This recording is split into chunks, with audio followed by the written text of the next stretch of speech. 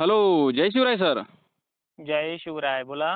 तर तुम्ही सांगितलं होतं मागच्या वेळेस, की वातावरणामध्ये मोठा बदल आपल्याला पाहायला मिळेल आणि तुम्ही सांगितल्याप्रमाणे कालपासून आपल्याला ढगाळ वातावरण हे पाहायला मिळत आहे.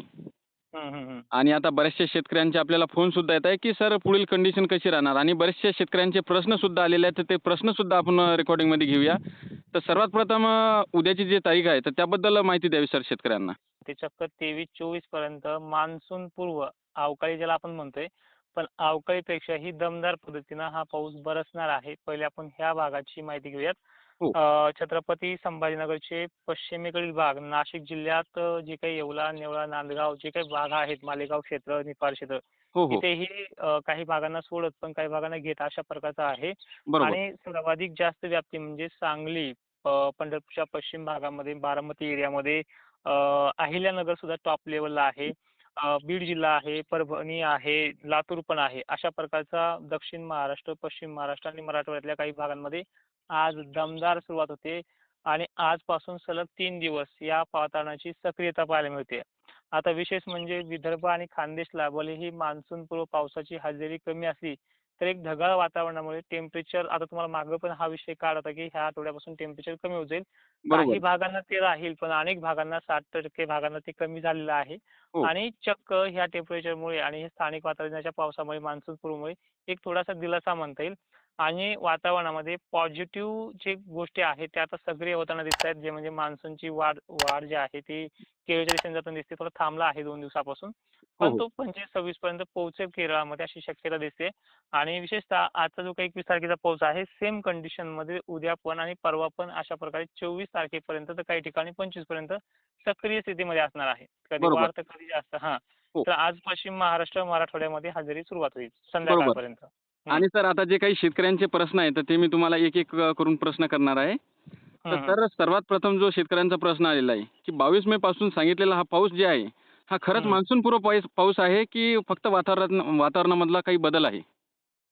मान्सून पूर्व आहे. मान्सूनच्या अगोदर येणाऱ्या पावसाला मान्सून पूर्व पाऊस असं म्हणतात आणि तो पाऊस आहे. आणि याचं कारण देखील त्यांना प्रश्नाचं उत्तर सविस्तर देण्याचा प्रयत्न करूयात, की बरोबर. बंगालच्या उपसागरात जे लो प्रेशर बनलंय त्याचा आता ओमानच्या दिशेने जाण्याचा वाटचाल आहे.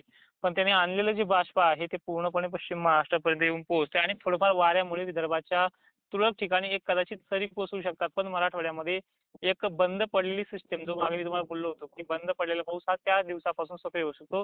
20 तारखेपासून हा बदल पाहायला मिळेल. 21 पासून सुरुवात कमी प्रमाणात होईल, पण काही ठिकाणी आज ती वाढणार पण आहे. पण बरोबर. हे 24 तारखेपर्यंत हे बऱ्याच ठिकाणी पडणार आहे.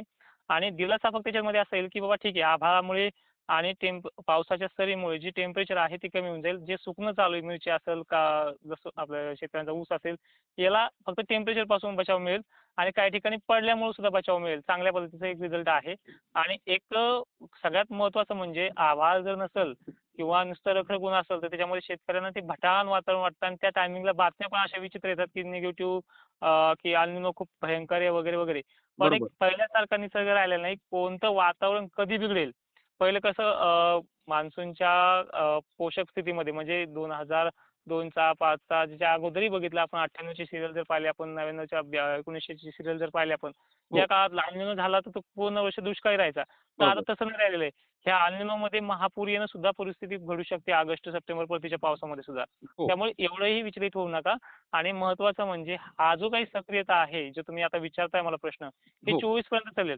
परत बरोबर. काय होणार आहे 25, 26, 27ला वारे जोराने वाढणार आहे. परत 27, 28 नंतर सक्रिय होऊन जाणार आहे.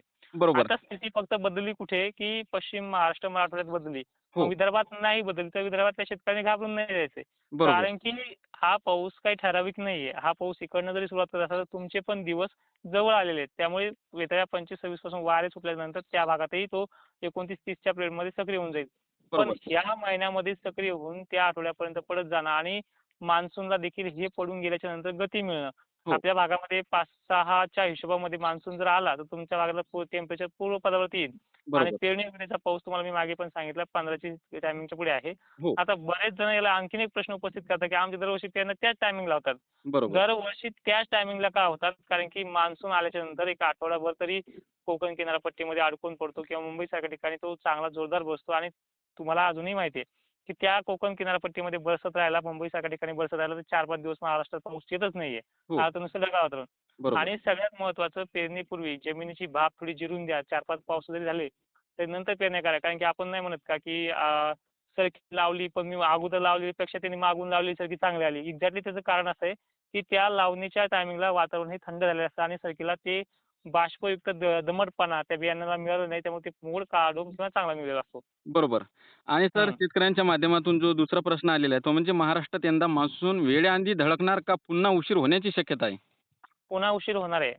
वेळेआधी धडकणार तो, पण हो, ज्यावेळेस मान्सून महाराष्ट्रात प्रवेश करतो ना, ते आता मी तुम्हाला त्याच प्रश्नाचं उत्तर अगोदर पण दिले, हो. की मुंबईसारख्या आणि कोकण किनारपट्टीसारख्या ठिकाणी तो रमतो सुद्धा किंवा बरोबर. एखादा लो प्रेशर बनून तो भडकतो सुद्धा. पण एक्झॅक्टली मी ऑब्झर्व्ह केलं ह्या गोष्टीला, बऱ्याच ठिकाणी रिसर्च पण करून बघितला बऱ्याचशा मॉडेलनुसार, की हा जो पिरियड आहे 2 आठवडे शेवटचे, याच टायमिंगला पेरण्या महाराष्ट्राच्या चांगल्या लानिनाच्या काळात पण झालेल्या. गेल्या वर्षी सुद्धा त्याच टायमिंगला झालेल्या. 28-29 पर्यंत पेरण्या गेलेल्या आहेत. बरोबर. पण ह्या यंदाच्या अल निनो काळामध्ये अल निनोची तीव्रता का खूप मोठी नाहीये. फक्त आहे काळ तो 10% गेल्या वर्षीपेक्षा पाऊस कमी आहे. मग ह्या वर्षी जर बोलून चालून पाऊस 10% कमी आहे, तर मग पेरण्या वेळेवरती कशा होतील? मग ठीक आहे, झाल्या जरी वेळेवरती पेरण्या, तर त्या धुरळ पेरण्या असतील किंवा एक रिस्क घेऊन केलेल्या पेरण्या असतील. ज्या ऑलरेडी पहिल्या पावसात पेरण्या करणारा शेतकरी, गडबड करणारा शेतकरी त्याच्यामध्ये मोडतो. हो, बरोबर सर. हं, आणि सर हं. त्याचबरोबर पुढचा जो प्रश्न आहे, तो म्हणजे जून महिन्यामध्ये वादळी वाऱ्यांसह आणि मेघगर्जनेसह पाऊस पडणार का हलक्या सरी पडणार? आज, उद्या आणि परवा दिवशी हे जे काही पाऊस पडणार आहेत पश्चिम महाराष्ट्रात, मराठवाड्यामध्ये याच्यामध्येच मेघगर्जना असेल. मान्सूनच्या काळामध्ये गरमीची लेव्हल नसते आणि ज्या वेळेस गरमीची लेव्हल जास्त असते त्यावेळेसच गर्जना, गारपीट अशा गोष्टी घडतात. पण हो, मान्सूनच्या काळामध्ये परतीचा पाऊस येईपर्यंत अशा गोष्टी नसतात. बरोबर. आणि सर हं, एक शेतकऱ्यांच्या माध्यमातून एक खूपच महत्त्वाचा प्रश्न आलेला आहे. तो हं. म्हणजे सर सोशल मीडियावर अनेक वेगवेगळे अंदाज फिरत आहे. नेमका अंदाज म्हणजे नेमकं त्यांचं म्हणणं आहे, की विश्वास कोणावर ठेवावा? एक्झॅक्टली हाच मला प्रश्न तुम्हाला उत्तर द्यायचं होतं आणि ह्या प्रश्नाचं उत्तर देताना तुम्हाला ती बडबड वाटत होती. आता हो, तो प्रश्न तुम्ही व्यवस्थित विचारलाय त्याबद्दल धन्यवाद. पण बरोबर. आता महत्त्वाचं म्हणजे काय आहे, की विश्वास तुम्ही ह्या गोष्टीवरती ठेवा. ज्यावेळेस मागे 12, 11 किंवा 10च्या मेच्या टायमिंगला पाऊस पडायचा होता. त्यावेळेस सगळ्यांनी अंदाज असे बदलले होते, की यंदा अयोडी ताणणार, मान्सून चांगला आहे. पण त्याच्या अगोदर 2 महिन्या अगोदर तुम्ही विचार घ्या, की स्कायमेट असेल, मोठ्या-मोठ्या संस्था असेल, आंब्याचा फुलोरा सांगणारे सुद्धा असतील, की दुष्काळ सांगायचे. हो, त्यानंतर पाऊस पडायला लागला 12-13च्या पिरियडमध्ये तेव्हा पाऊस चांगला सांगितलाय. परत आता 15-14 पासून वातावरण कोरडं पडलं होतं. आभाळाचा एक छिटा पण दिसत नव्हता. त्यावेळेस परत तुम्हाला बातम्यामध्ये अल निनोचा तीव्रता सांगण्याचं काम सुरू झालेलं आहे. हो. आता तुम्हाला सगळ्यात महत्त्वाचा प्लस पॉइंट मी काल भोकरदनच्या हसनाबाद एरियामध्ये जाऊन हेच सांगितले, की 21, 22, 23 पासून पडणाऱ्या पावसापासून पुन्हा बातम्या पॉझिटिव्ह येणार आहेत. मग विचार तुम्ही करायचा एका महिन्यामध्ये 3दा बदलणाऱ्या लोकांवरती विश्वास ठेवायचा आहे, की एकच निर्णय ठाम ठेवून भलेही एखादा अंदाज माझा चुकू द्या. मी म्हणत नाही मी चुकत नाहीये. मी बरोबर. सपशेल चुकतो. पण मी अशा वेळी अंदाज ठाम दिलेला आहे, की मी एका वर्षातून एखादा किंवा 2 वेळेस चुकतो. मी वारंवार चुकत नाही. पण लानिनाच्या बाबतीत किंवा मान्सूनच्या 2026च्या बाबतीमध्ये मी जो निर्णय घेतलेला आहे, त्या निर्णयाची अंमलबजावणी तुम्हाला या काळामध्ये होऊन जाईल. भलेही तुम्हाला ऐन वेळेला आता मान्सूनच्या पेरणीच्या टायमाला जूनमध्ये एकाचाही अंदाज बरोबर येत नसतो. त्या पेरण्या तुम्हाला रिस्क पद्धतीने घ्याव्या लागतात आणि त्यावेळेसच तुम्हाला समजा उदाहरणार्थ तुमचा तालुका आहे. त्या तालुक्यामध्ये सगळ्यांच्या लगे 4च दिवसात पेरण्या होतील असं सुद्धा नाहीये. कारण की बरोबर. पाऊस कधी एखादा कोपरा उत्तर साईड किंवा दक्षिण साईड अशा पद्धतीने पळतो. हो, पण ज्यावेळेस आपल्यावरती वेळ येते पेरणी करायची, त्यावेळेस तुम्ही पेरणी करायची पाणी चांगलं आल्याच्यानंतर. पण त्यावेळेस नंतर सुद्धा पंढरपूरची यात्रा मागे फिरेपर्यंतही कधी-कधी पाऊस एक बखाडी स्वरूप जुलै महिन्यामध्ये देतो. त्यावेळेस सुद्धा शांत राहायचंय, की आता बखाड पडली, पाऊस खरंच खूप कमी आहे का? गेल्या वर्षी सुद्धा ओला दुष्काळ दाखवीन अशी भाषा केली. त्यापर्यंत शेतकऱ्यांनी काही-काही दम धरला आणि तो अक्षरशः उदयास आला तो बघितलाय आपण. पण त्याच्या बरोबर. अगोदर जुलै महिन्यामध्ये शेतकऱ्यांवरती पाणी द्यायची वेळ गेल्या वर्षी इतका चांगला पाऊस पडण्याच्या टायमिंगला सुद्धा आली होती. तीही यावर्षी येऊ शकते. हो, त्यावेळेस सुद्धा धीर सोडायचा नाही. फक्त बरोबर. एक गोष्ट लक्षात ठेवायची, की एका उन्हाळ्यामध्ये प्रत्येक महिन्यामध्ये 2-2, 3-3 अंदाज कोणत्या-कोणत्या संस्थेने किंवा खाजगी हवामान तज्ञांनी बदललेत याकडे फोकस करायचा आणि विश्वासाची गोष्ट तुमच्यावरती ठेवलेली आहे. मी बरोबर. स्वतः म्हणत नाही की मी श्रेष्ठ आहे. पण बरोबर सर. बदललं कोण किती वेळेस ही गोष्ट तुम्ही तुमच्यावरती ठेवायची आहे. हो. मात्र सर एक शेतकऱ्यांचा खूप महत्त्वाचा प्रश्न आहे. पण आपण ते प्रश्न थोडक्यात घेऊया कारण की रेकॉर्डिंग खूप मोठी झालेली आहे आणि या जर आपल्या व्हिडिओवरती जर चांगल्या कमेंट आल्या शेतकऱ्यांच्या, तर आपण ते पुन्हा रेकॉर्डिंग घेऊया त्या शेतकऱ्यांच्या कमेंट. पण हा जो महत्त्वाचा प्रश्न आहे, मी तुम्हाला विचारणार आहे आणि थोडक्यात माहिती द्या. मराठवाडा आणि विदर्भात यंदा पावसाची परिस्थिती कशी राहू शकते? हे पहा मराठवाड्याची आणि विदर्भाची कंडिशन गुड आहे. पश्चिम महाराष्ट्रात तरी वारे जोराने वाहतात त्यामुळे तिकडे बारीक-सारीक पाऊस पडतो. हो, मराठवाड्यात आणि विदर्भात पाऊस येईपर्यंत तो पाऊस चांगला बनतोय. त्यामुळे काही काळजी करण्यासारखं नाहीये आणि या प्रश्नाचं तुम्हाला जर अजून सविस्तर उत्तर पाहिजे असेल, तर तुम्ही सचिन ठाकरे 2.0 चॅनल तर तुम्ही सबस्क्राईब केलेलं असेल. कोणी बरोबर. राहिलं असेल तर करून बी टाका. हो. आणि तिथे आवर्जून कमेंट करा आणि माझा अंदाज चुकला हे तुम्ही मला सुद्धा सांगत राहा. बरोबर. काही नक्कीच. अडचण नाही. हो. फक्त चुकलं ना सर तुम्ही इथे चुकले, त्या तारखेला चुकले हे मला पण आठवण करून देत चला. हो. आणि मला त्यामध्ये काय सुधारणा करायची, तुम्ही कोणत्या जिल्ह्यात न पाहता हे वारंवार करत चला.